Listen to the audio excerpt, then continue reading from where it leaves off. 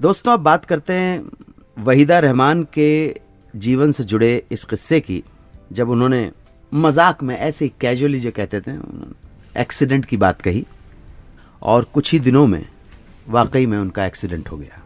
ये वाकया है गुरदत्त की फिल्म कागज़ के फूल के समय का। हुआ यूं कि इस फिल्म में हीरोइन थी वहीदा रहमान ऑब्वियसली, जिनके साथ फिल्म का एक सीन शूट होना था। सीन कुछ इस तरह का था, कार का एक्सीडेंट हो जाता है, उन्हें चोट लग जाती है, तो सीन शूट करने के दौरान चेहरे पर मेकअप करके वो जो फिल्मी ब्लड लगाया गया।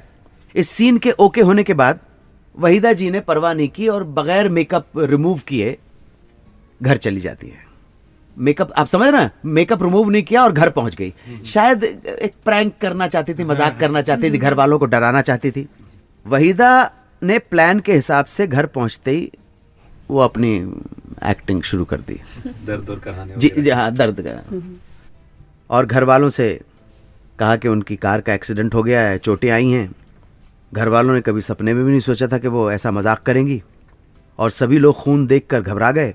उनसे बोले तुम्हें इस तरह अकेले नहीं आना चाहिए था, हमें बुला लिया होता या फिर सीधी डॉक्टर के पास चली जाती, इतनी चोट आई है। वो सीरियसली ले बैठे, उनके कहीं इमेजिनेशन भी नहीं था कि ये सब ड्रामा हो रहा है।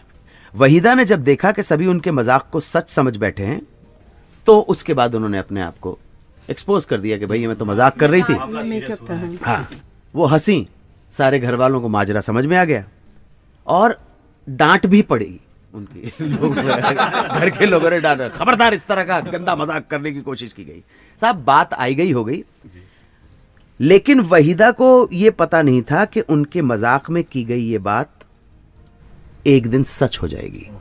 एक दिन जब वो घर लौट रही थी तो सचमुच कार का एक्सीडेंट हो गया। मामूली चोटें आई थी, खैर थोड़ी सी ड्रेसिंग के बाद सही सलामत घर आ गई। घर आने पर उन्होंने जब सबको बताया कि उनकी कार का एक्सीडेंट हो गया, मगर चिंता की कोई बात नहीं है, तो भेड़िया आया। भेड़िया सही में आ गया।